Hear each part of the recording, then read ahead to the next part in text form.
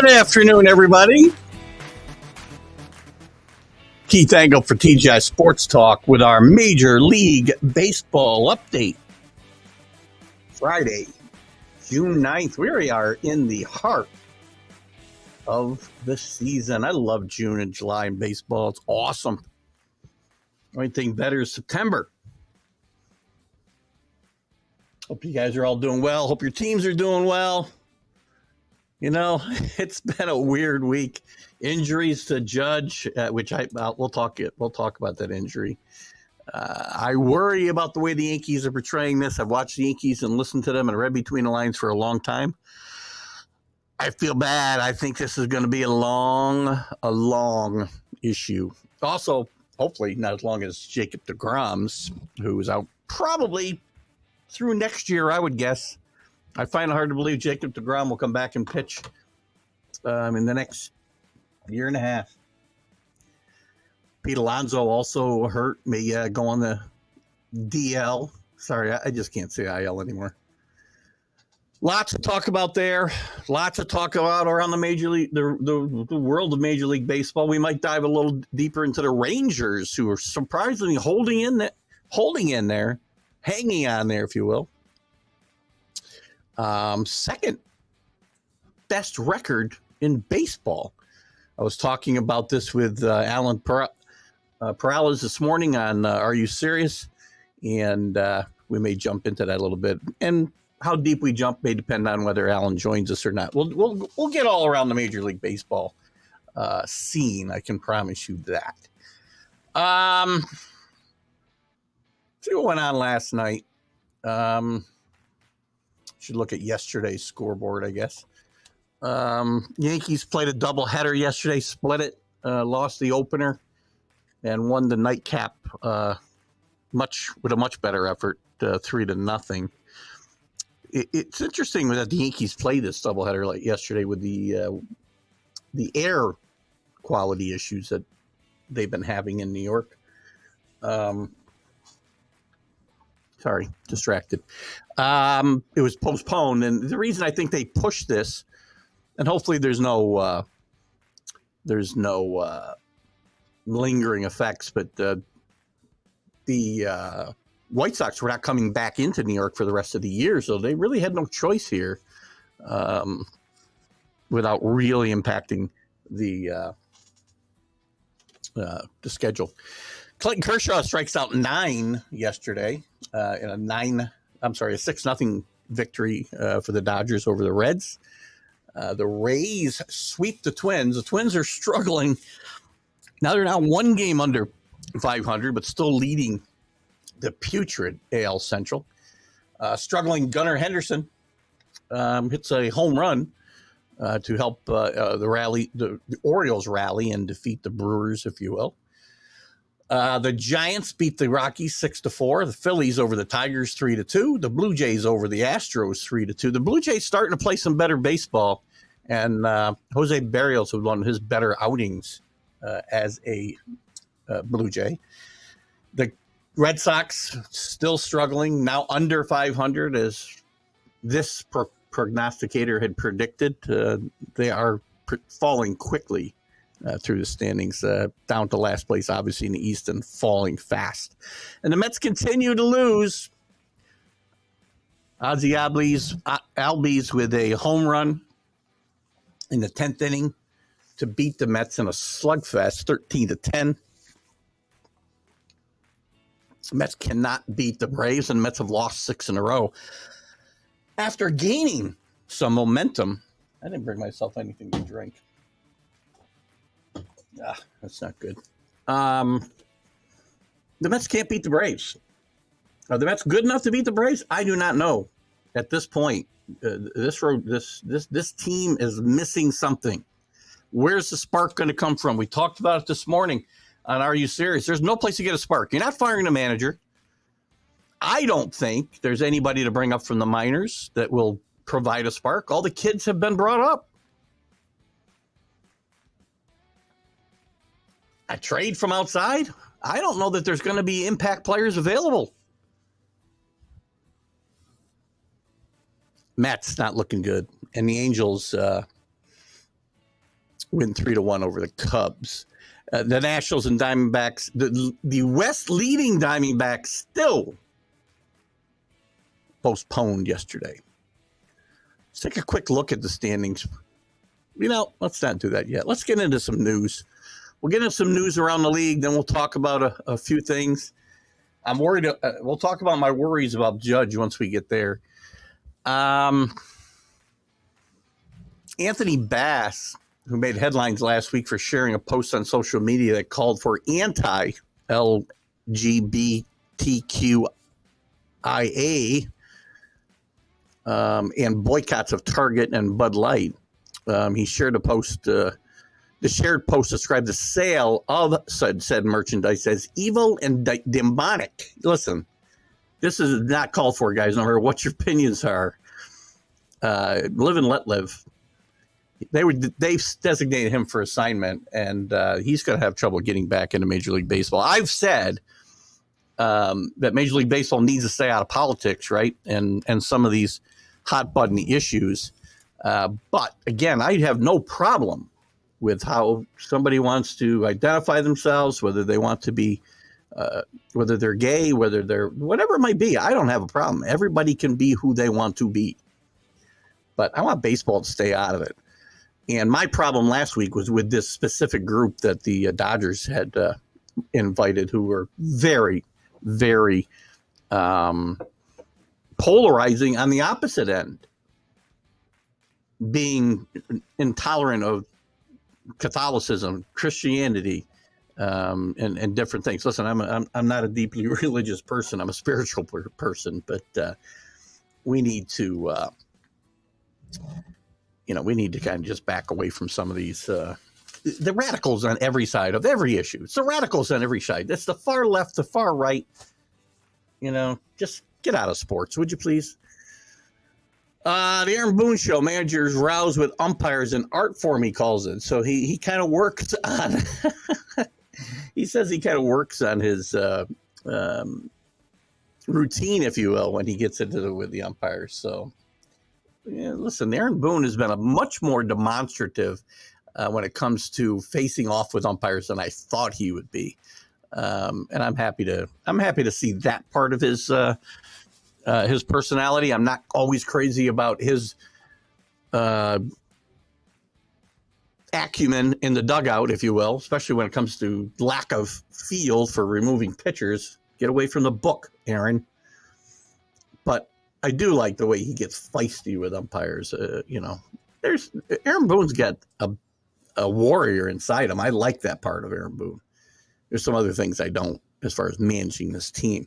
The Nevada Senate has not voted yet on this proposed new stadium for the A's in Vegas.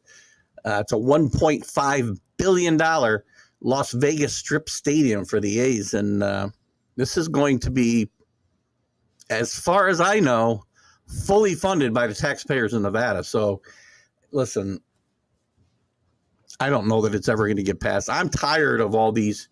I want to see beautiful ballparks, and I want to have a great experience at ballparks, but I'm tired of it coming at the taxpayers' expense.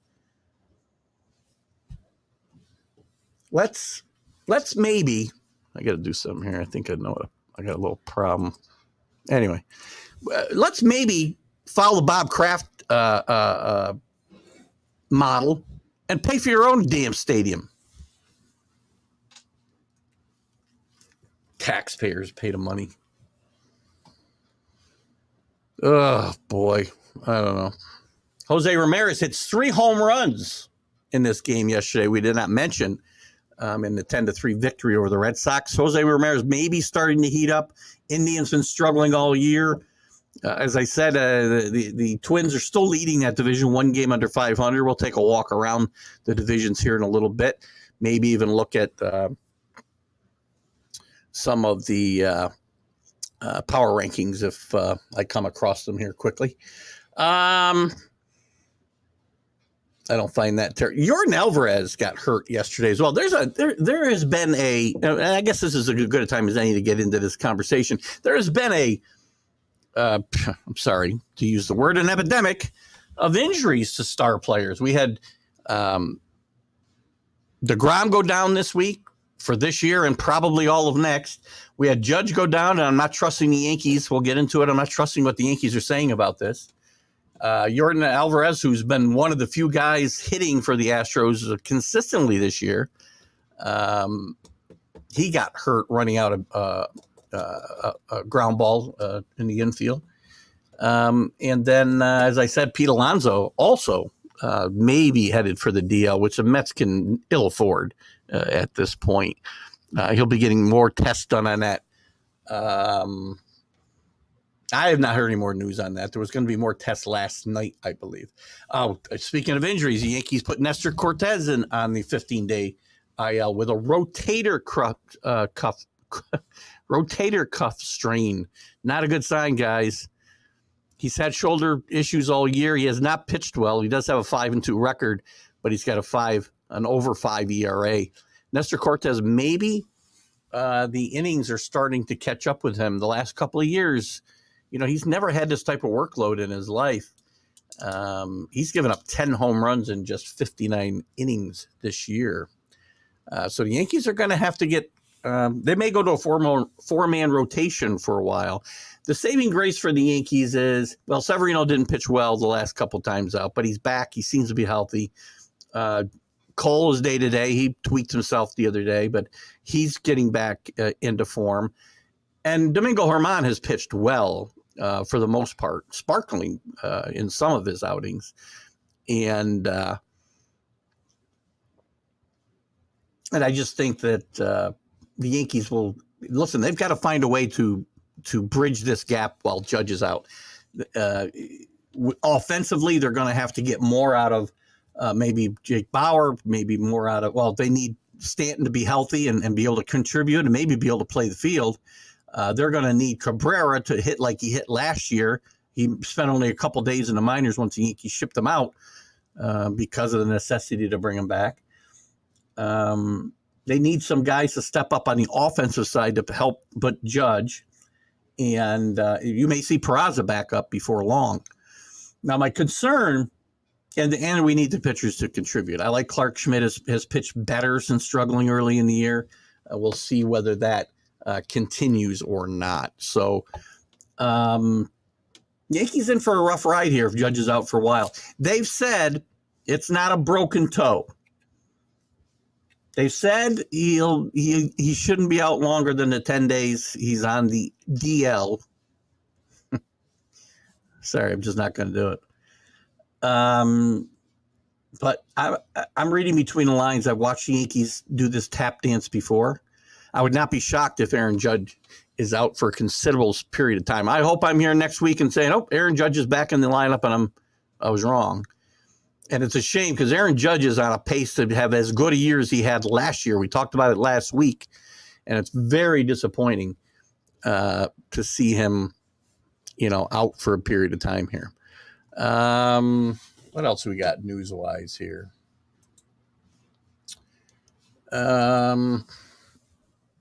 Just checking the news wires here real quick.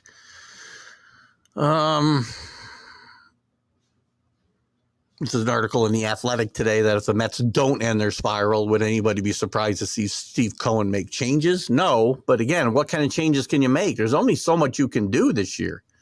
I think the trade, I just think the trade market is going to be iffy. Let's see. That's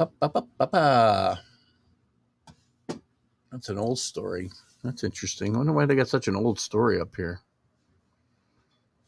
Talked about DeGrom having Tommy John surgery. Listen, we talked about the Rangers and signing this contract, and I talked about it last Sunday on the Stream of Consciousness show. I'm going into a long diatribe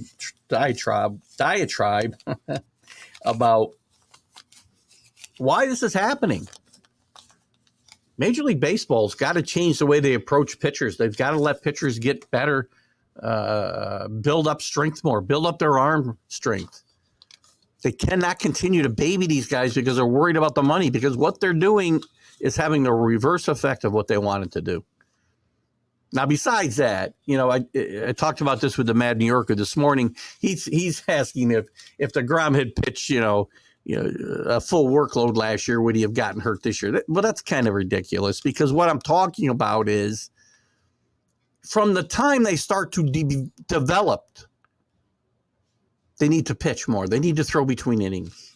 And DeGrom, listen, I know the Rangers are doing well. And kudos to the Rangers. Kudos to Chris Young. Kudos to the whole front office. You did a great job hiring Bruce Bochy. And you've done some other nice things with your lineup, and some guys that you have promoted, like Young, have pitched well, played well. He's a Rookie of the Year candidate. We might talk some about the rookies around the league in a minute. But two things can be true. You could have had a good offseason. You could have built a really good team, and I had my doubts, but it's getting... As it gets later and later into June here, it's hard for me to continue to say the Rangers aren't for real.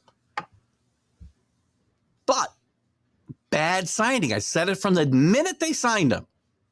Bad signing. Too much money, too many years, too much guaranteed cash.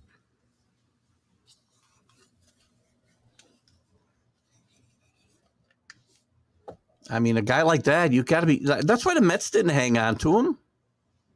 Imagine where the Mets would be now if they didn't sign, if they had signed DeGrom and hadn't signed Verlander. Now, Verlander hasn't pitched like Verlander can pitch, but at least he's going to be available to pitch the rest of the year, most likely. Knock on wood. But the Rangers have done a good job. I mean, but it doesn't excuse the fact that this may come back and bite them somewhere. That's a lot of money for a market like Arlington. This is not a tiny market, but you're not the Yankees. You don't have unlimited cash flow. You're not Steve Cohen or the Steinbrenners, who don't act like they have money half the time. So anyway, this morning too, Alan Perellas had brought up the fact that the Reds called up their top prospect, Ellie De La Cruz from AAA. He's going to play every day. He's 21 years old, shortstop. He was hitting 298 with 12 homers, 11 stolen bases in just 38 games. If he can bring any of that to the major leagues, just to, whatever, a 50 percentile performance based on what he's already been doing, this will be an improvement. And he's an exciting player, and it'll be interesting to watch him as we go through the season here. And maybe this is a division when you start looking at, the standings, the division's there for anybody to have. Unfortunately, I don't think the Reds are very good, but they're only 5 games out of first. The Brewers have been very up and down. The Pirates have been very up and down. They're vying for first place. The Pirates a game behind. It's amazing how the two central divisions. It's similar to the South in both in the NFL. They're terrible.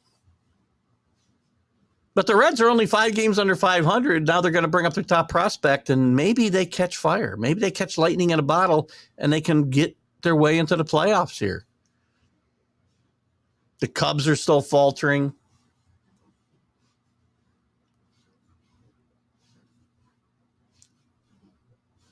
Cardinals made a little surge, but now they've gone 3-7 in their last 10. Just a bad. I mean, 11 games under 500. They do have a +1. They're the only team in the division with a plus run differential. 11 games under 500. That's not easy to do, folks. I sound like Joe Biden. Oh my God,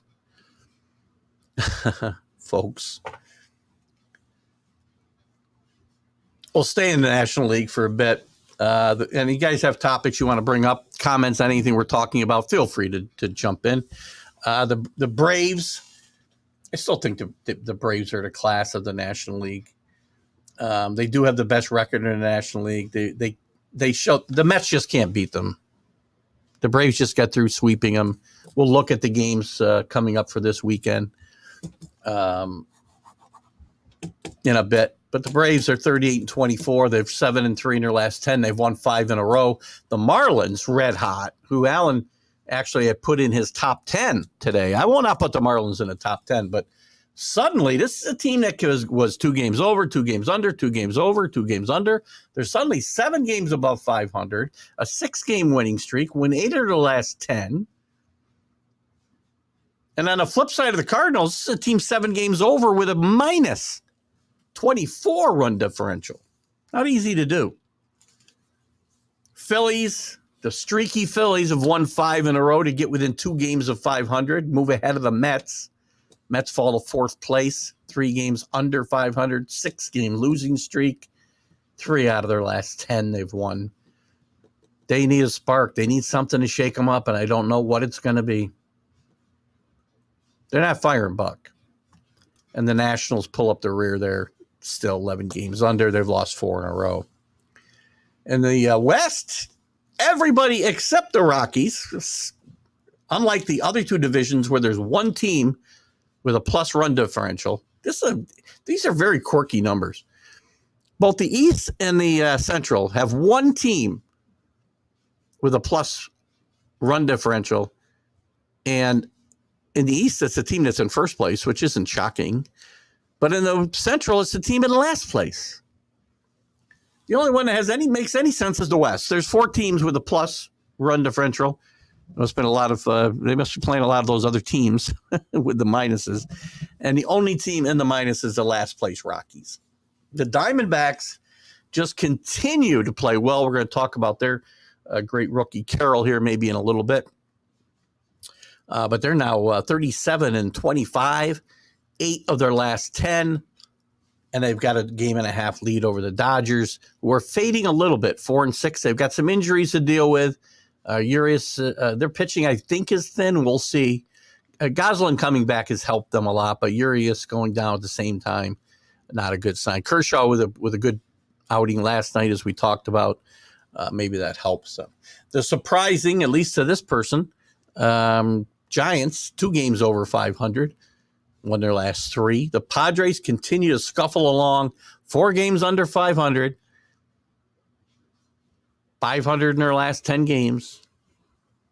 Just can't seem to get it right. Now, there's a team. They'll be buyers. They'll be buyers here at the deadline. And the deadline, by the way, may come sooner. Teams aren't going to wait for the deadline. They're going to get out in front of this. I wouldn't be shocked to see teams starting to make moves here in the next week. Because there's got to be not that many really good players available, and the ones that are going to get scooped up quick, and they're going to cost more than they would normally cost. We saw the same thing kind of last year. It's a byproduct of the the additional wild card in both leagues. Something I'm not a big fan of, obviously. But we'll see what happens. Again, where's the spark going to come from if you're the Padres? Is it fire a manager? He's one of the most well-regarded guys in baseball, Bob Melvin, and he did great work with the A's until they just totally dismantled the team. Righted the ship pretty good with the Padres last year, struggling through a lot of the year, getting through some issues with Tatis and whatnot. But that's a place where you might want to watch out. Depending on how management, how impatient they are. Remember, they're going to have to pay they're going to have to pay Soto here pretty soon. It's going to be interesting to see if they get impatient and maybe pull the trigger on Bob Melvin. But then who do you bring in? There's no guy out there that's screaming to me to say, this guy should be managing. Joe Girardi? You're not bringing Joe Girardi into this clubhouse, I can tell you right now. I don't know who's out there. Who is out there? What if we just took a look real quick? Potential MLB manager replacements. Who's people going to be screaming for? Well, I don't think this is. That's just the Royals. These are all old. Yeah, nothing really here. We'll continue to look at this. I'll try to compile a list maybe for next week. I mean, the guys that are out there are not going to excite anybody, I don't think. Enough to say, we need to fire Bob Melvin and bring this guy in. I don't think you're going to see that happen. Let's move to the American League. I got to get off the Rays case, I guess, because they're beating all comers now. They've won 6 in a row, 7 of their last 10. Still a 6.5 game lead over the second place Orioles. They're now 27 games over 500 through 67. That's pretty good. Now, again, if I look at the teams they're beating, if I want to nitpick, they're still not beating real good teams. And the teams that they beat are kind of on downsides when they do beat them. But I don't want to beat the Rays up anymore. Look at, as that fat bastard, Bill Parcells always said, you are what your record says you are. And the Rays are 46-19. I can no longer argue and say they're only beating bad teams. The Orioles hanging tough. 14 games over 500. Just 5-5 in their last 10, but still playing good baseball. Would I put them in the top 10? I don't know. We're going to look at some power rankings maybe in a little bit. And then maybe I'll give you mine, whether I agree, and I'll give you the ones that if I take somebody out, or if I put somebody in, I'll take somebody out, obviously. The Yankees, 6-4 in their last 10, 37-27. Some questions on the pitching staff with Rondon supposedly throwing and threw 20 pitches to hitters the other day. Now, whether that means anything, whether it was off a mound, I don't know. I would not expect to see Rondon anytime in the near future. Similar to the DeGrom signing, I ripped this from the beginning. Now, Cortez is hurt. Severino struggled those last couple times out. Cole's day-to-day, he's tweaked a little bit. They're gonna need Herman to continue to pitch well, and they're gonna need Clark Schmidt to pitch well as well. And they've had to bring up a few of their kids out of the minors to do some starting. Again, we look at the Yankees and dive into who's actually started on this team. Let's look at some of the guys who have gotten starts. Now, we're only at June 9th, right? And they've had 1, 2, 3, 4, 5. Oh, something's wrong here. This can't be everybody. Am I seeing everybody? No, there's something wrong here. Oh, that's quality starts. Game started. 1, 2, 3, 4, 5, 6, 7, 8 guys have started for the Yankees already. 8 different pitchers.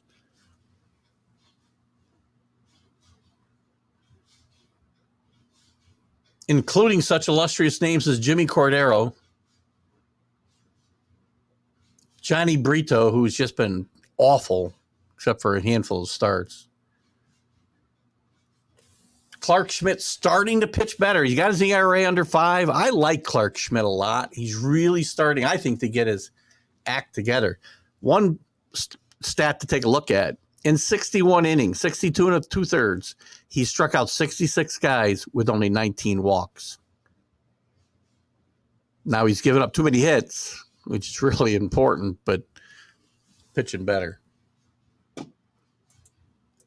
Back to the East. Behind the Yankees, the Blue Jays resurgent. The suddenly resurgent Blue Jays, not making my Brian Schneider firing scenario look very good. Have won 8 of the last 10, 3 in a row. They've suddenly moved to just a game behind the Yankees in 4th. Still 9.5 out of first, 36-26. Remember that extra wild card? It's going to be tough because, listen, the Orioles, the Yankees, the Blue Jays, it's not likely they're all going to make the playoffs. Let's assume the Rays win the division, just for argument's sake. 3 wild cards. None from the Central, I'm willing to say that. But you're going to have the Astros, the Angels, and probably the Mariners when they get hot. You're going to have a 1, 2, 3, 4, 5, 6 team race for those 3 spots, I would say. And the Red Sox, 3-7 in their last 10, now under 500, kind of leveling themselves out to where I thought they might be. The Twins, as I said, they're 4-6 in their last 10. They hold a 1.5 lead over Cleveland. They're a game under 500, by the way. The Guardians are 4 games under. The White Sox have moved into third, only 3.5 out. This is why teams aren't going to sell, guys. The Tigers, only 3.5 games out of first, 8 games under 500. But who's going to sell? The Royals will sell and the A's will sell, but so what?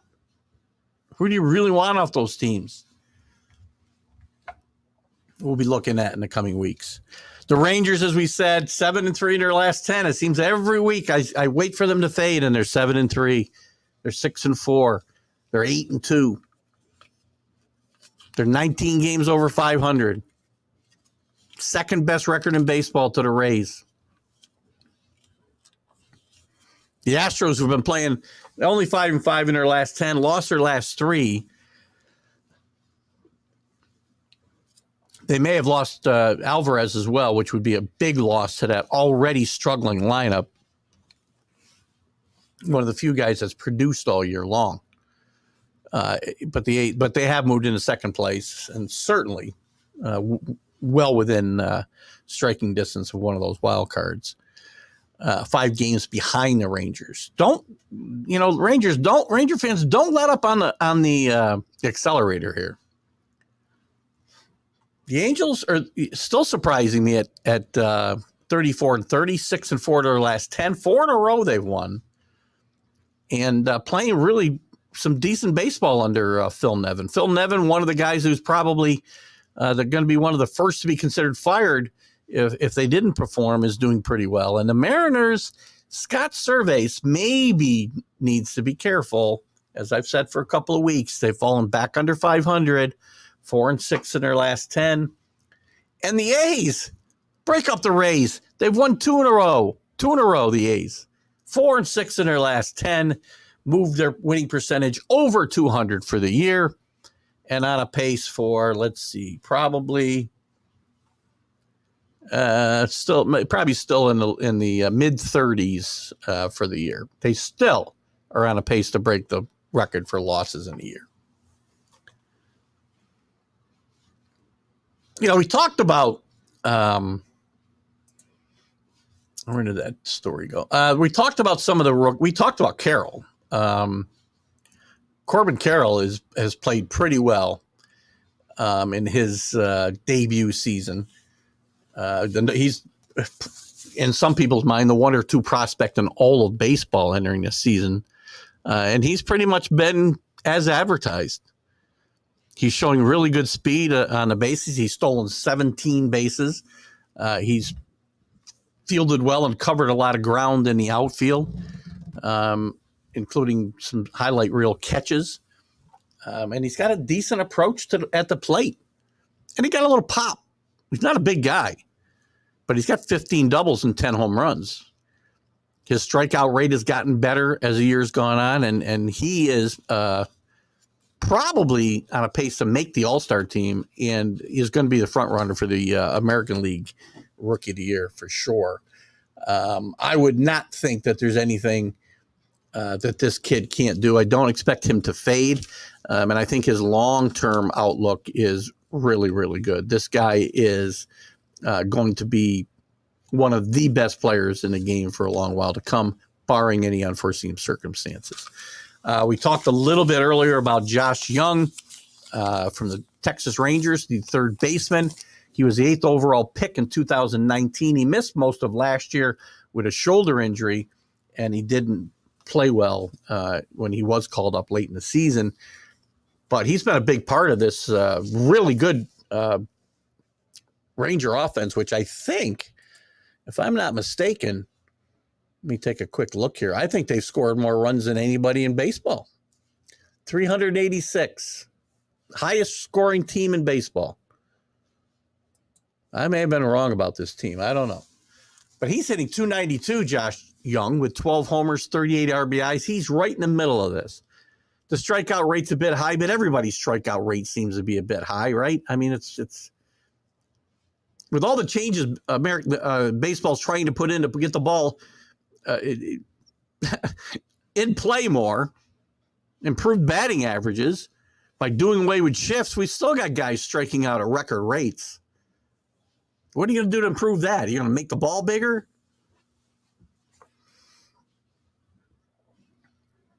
But he's played well. He's hit the ball hard. He's fielded his position fairly well. And I think it's this too. Now this guy needs to, again, improve his strikeout rate, I think. But this guy could be the limit for this guy. Really good power and somebody to watch out for. The Red Sox, Masataka Yoshida, who was their import from Japan, obviously. He was the second best hitter in Japan last year, but he's performed pretty well in his indoctrination to Major League Baseball here in the States. He's hitting .319 with looks like nearly 900 OPS. He's got almost as many walks as strikeouts, so somebody who does have a better contact rate than some others. And he's, I don't care about exit velocities. It's one of the things he's done well in, but who cares about that? He has split his time. His defense is not really good, so he's split his time between left field and DH, which does cut into his overall value a little bit. But this is a guy who I think will continue to have a pretty good Major League Baseball career. Again, his below average defense is going to affect his the view overall of him as a overall Major League Baseball player, but we'll see. And he showed better pop than we think he would have as well. Hunter Brown for the Houston Astros. It looks like they've developed yet another really good frontline starting pitcher. He's gotten off to a great start since he was called up. He dominated in AAA the last couple of years. He started off going 3-0 with a 2.37 ERA in April, and at times was just overpowering. Not quite as dominant in May, but still very, very good. And I think he will stand up. The Astros have now really developed a reputation for developing really good starting pitchers. And this guy's average, and guys who can just throw smoke. 96 mile an hour average, 10 strikeouts per 9 innings is a really good gauge of what this guy can do. Yennier Cano with the Baltimore Orioles. This guy last season allowed 43 base runners in 18 innings. That's hard to do, man. That was between the Twins and the Orioles. He was part of the Lopez trade at the trade deadline. But overnight, he turned into, just another player, into one of the better pitchers in baseball at the moment, coming out of that Oriole bullpen. He's 1-0 with 4 saves and a 1.11 ERA. He began the season with 17 consecutive scoreless innings, and he's held batters to a 167 batting average. Great job out of him. Do I think he'll continue? Of the guys we've talked about, he's a guy I would not bet to continue anywhere near the pace he's been on. Logan Allen from the Cleveland Guardians. He was the 53rd overall prospect on ESPN's list coming into this season. He's a 24-year-old left-hander. He began the season at AAA, but injuries and performance issues with the other starters on the Indians led to his opportunity, and he's 3-2 at a 2.67 ERA in 8 starts, and 47 to 13 strikeout to walk ratio. Not bad. Again, not a guy that if I had to put my money on it, I would say would continue. We'll be talking about De La Cruz as well at some point. He's not going to be on this list today, though. Matt McClain with the Reds, 17th pick out of UCLA. He began the season in the minors as well, but hit 12 home runs in 38 games, and they called him up to play shortstop, which, again, we're probably going to see him move because I would think their most recent call-up is going to play shortstop, and we'll see where this moves him. I would say he's probably going to move to second base is what's going to happen here in the second half. Gunnar Henderson, after struggling, he's been struggling. He did hit a big home run yesterday.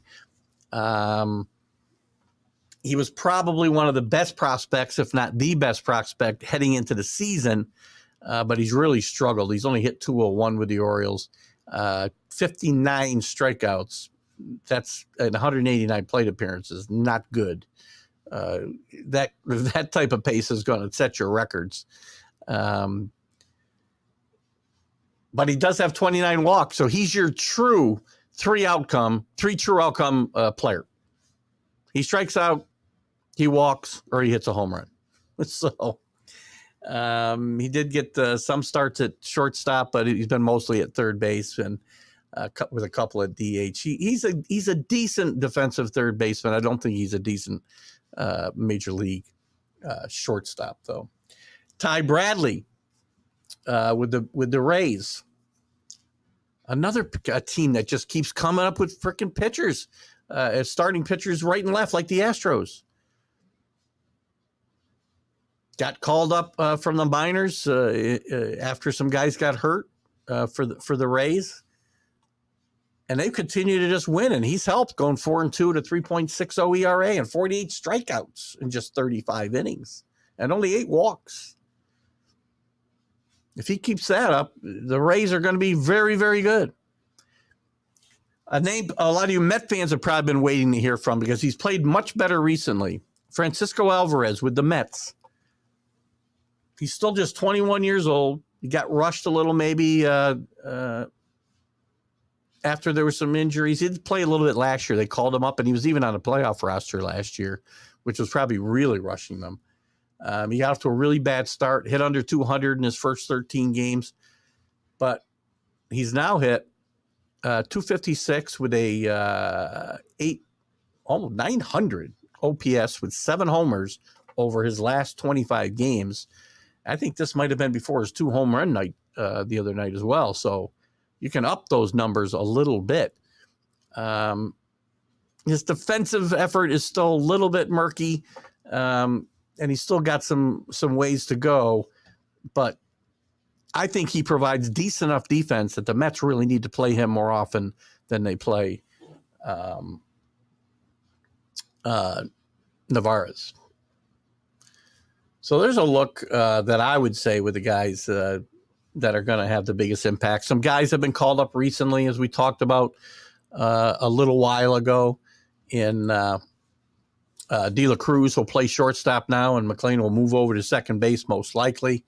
That's 2 really dynamic players. If De La Cruz gets off to the kind of start that Matt McLean got off to, well, then maybe I'm wrong about the Reds. And I know some of my viewers had told me that the Reds had some really good prospects on the way. And I think Drew Ehrlich, my cohort in my preseason predictions, also commented on that. I kind of poo-pooed it a little bit, but they've had some pretty good it looks like there's some pretty good evidence that that is, in fact, true. What else did we want to talk about here today? It's been kind of a quiet day in the comment section, which is okay. I mean, there's a lot of stuff going on around that are probably keeping people busy. Certainly no reason to worry about that. We'll get into that next week, maybe. I wanted to see. Yeah, I'm probably not going to be able to find it here. I'll give you my 10 best teams in baseball right now. Right now. Let me go back to the standings page. First is the Rays. Easy, easy, easy. Second, I'm going to put the Braves up there second. 38 wins. I know the Rangers have 40, but this isn't necessarily based on wins and losses. This is who I see as the best teams in baseball. And part of my analysis will be how they will do going forward. That's what I'm putting into my criteria, if you will. So I put them second. I'll put the Rangers third. I'll give the Rangers third, but I'm going to put the Astros right behind them at fourth. They're just 5 games behind them now, and I'm going to put them at fourth. Fifth, now it gets a little harder for me. Because I'll be honest with you, I'm going to put the Orioles 5th. So if we said we were going to talk about top 10 here on January 9th, and the Orioles and the Rangers would both be in it, I think you'd have called me crazy. I would have told you crazy if you'd told me that. So I'll put the Orioles 5th. I'm going to put the 6th. I'm going to go with the Diamondbacks.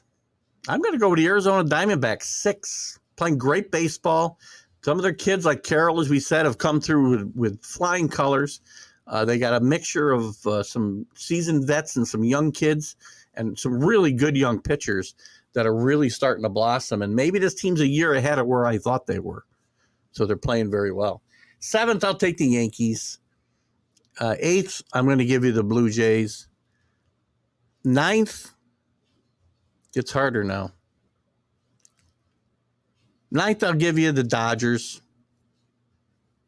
And 10th, boy, the Brewers. That's my top 10 for right now. That will change on a weekly basis, but that's TGI Sports Talk's top 10 right now. Let's look at the schedule and what's coming up this weekend and what's to look forward to, barring any postponements. As we said, the weather or rather the forest fires and the smoke that has come down here to the States has certainly been playing havoc with the schedule, at least here on the East Coast. The Diamondbacks, who we just talked about, the surprising Diamondbacks will go to Detroit. Merrill Kelly and Michael Lorenzen will start that series off tonight. Alan brought this up earlier this morning that a fun series, Texas will be at Tampa Bay for the weekend with Andrew Haney, not one of my favorites. I wouldn't want to be kicking off a big series with Andrew Haney as my starter against Tyler Glasnow, who's just back off the disabled list, has got a couple of starts under his belt. Boston and New York, this has lost a little bit of its luster. Garrett Cole still scheduled to start tonight against Garrett Whitlock. Cole's been banged up. We'll see how he can hold up tonight against the Boston Bats. The Royals will visit Baltimore. Baltimore should be able to get healthy. Daniel Lynch against Tyler Wells to kick that off. Interesting series with the Dodgers visiting the Phillies. Michael Grove against Ranger Suarez. The Phillies playing some better baseball, so we'll see how they can if they can continue that momentum. The absolutely spiraling Mets, losers of 6 in a row, will go to Pittsburgh. Tyler McGill against my old classmate, Rich Hill. Oh, God. Minnesota will travel to Toronto. The resurgent Blue Jays. It's Sonny Gray against Yusel Kikuchi. Houston at Cleveland. Cleveland desperately trying to get back in close to what their the appearance of what a good team they were last year, and they've really struggled here. Washington will go to Atlanta. Joshua Gray against AJ Smith-Shawver. Miami at Chicago, the White Sox, that is. Yuri Perez, the rookie for the Marlins, who's pitched very well against Dylan Cease. The A's will go to Milwaukee, try to continue their remarkable 2-game winning streak. Luis Medina against Adrian Hauser. By the way, we shouldn't be picking a player from every team for the All-Star team. When I got to find somebody on the A's and somebody on the Royals to take at the expense of somebody else who deserves it, it stinks. Cincinnati will go to St. Louis. St. Louis had started to get it together, and they faded recently. We'll see whether the Reds and their rookies can start to build some momentum in that Central. It'll be Ben Lively against Jordan Montgomery, who has not pitched well. I believe he's got 10 losses. Am I right? It can't be 10 losses. Where'd I get 10 losses? He's 1-3. Is that right? Oh, that's his home record. Let's see real quickly.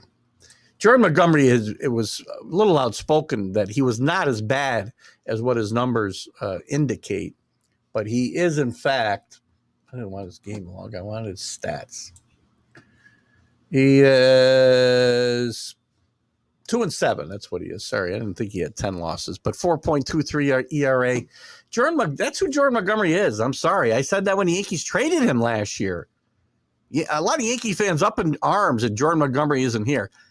Okay, if he was here, we'd have another arm to battle these injuries. But Jordan Montgomery is not somebody who can carry the staff. Jordan Montgomery had a good 2 months with the Cardinals last year, and that's the best 2 months he's had in his career. Jordan Montgomery was going to be left off the playoff roster last year. This was not a bad move for the Yankees to bring in Harrison Bader, who has struggled with injuries, but when he plays is a dynamic player and a big piece to this Yankee lineup. They got to get him healthy. San Diego at Colorado, Darvish against Gomber, Seattle against the Angels. That's a big series. Castillo and Ohtani tonight in a matchup of aces, and it'll be good to see it'll be interesting to see if Seattle can start to make up some ground. First on the Angels, then on the Rangers and the Astros. Time for Seattle to get it going. Maybe Scott Servais is going to be in trouble up there, and the Cubs, who are kind of spiraling about to where I thought they would be this year as well. I thought they did a horrendous job putting this team together. We'll visit a bit of a surprise in this of San Francisco Giants. Marcus Stroman against Anthony DeScafina. And those series will continue all weekend. That's about all I've got for today, guys. If there's any last comments, you can feel free to put them up. Otherwise, we're going to wrap up another week of the Major League Baseball update here on TGI Sports Talk. We're live on Let's Talk Sports. You may see this on Sideline Sports later on at some point. And if you do, please get the TGI Sports Talk and like and share the page and invite your friends. And later on, in an hour or so, I will be on live, unless there's any change, with Dan Harris from the UK with our Let's Talk Sports. Let's Talk New York Sports, I should say. Show at 5 o'clock, right here. TGI Sports Talk and Let's Talk Sports Live. See you then. Keith Engel. Have a great weekend. Enjoy the June baseball. Have a great day.